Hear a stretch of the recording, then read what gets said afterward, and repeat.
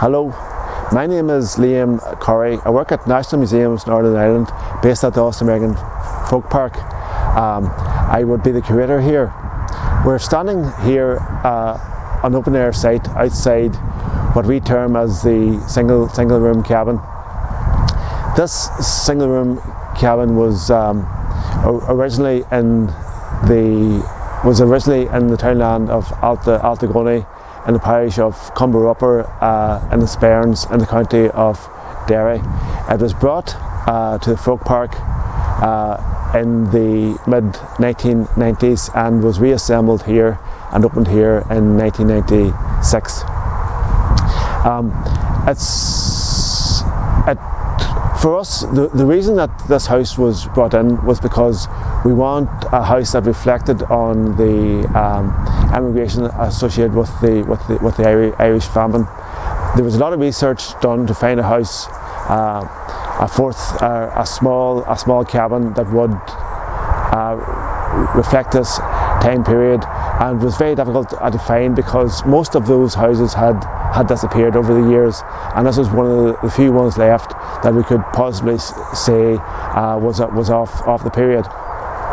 Having said that, we do not know who lived in the house at 1845. The house is present in the first valuation maps and also obviously the second valuation maps, but the first time that we actually have an inhabitant for the house is in the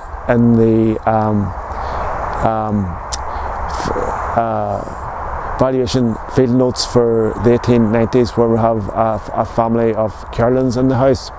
The house was owned. The house was owned or was on the property of the Devine family. It'd be wrong to say the Devine family owned the house because the Devines themselves were only tenants.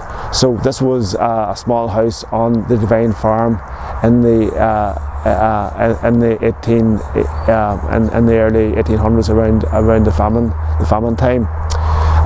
The fact that we don't know exactly who lived in the house at 1845 sits slightly at odds with the stories we tell at the Ulster American Folk Park. Normally we tell stories involving migration mediated through a family story and a family history. However, the fact that we don't have a family story for this cabin means that we are able to better tell the stories of all the people that lived through the famine in what would be termed as fourth-class housing.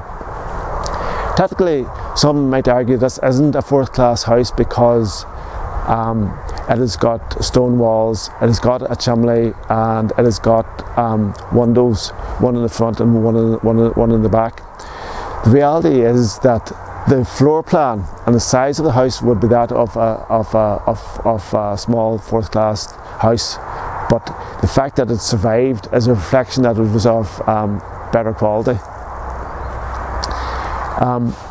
As you can see, the windows are glazed at the minute, but the reality would have been at 1845 the windows wouldn't have been glazed. They might have been stuffed with a gorse bush, or it could have been even a piece of dried mare's placenta or something like that there. It certainly wouldn't have been glass. In the same way, the doors of the house are in good shape, but at 1845 they'll be much more makeshift in nature. Thatching the roof as well wouldn't have been of as good a quality as what we have on it now. Again, it would have been more rudimentary, probably made of rushes of the field and replaced a lot more often than the quality flats that we have on now. You might notice that there's a small shed attached to the house. The shed, we can't say if the shed was part of the house way back in 1845 or not, but whenever the house was brought into the folk park, the shed was very much a part of the house.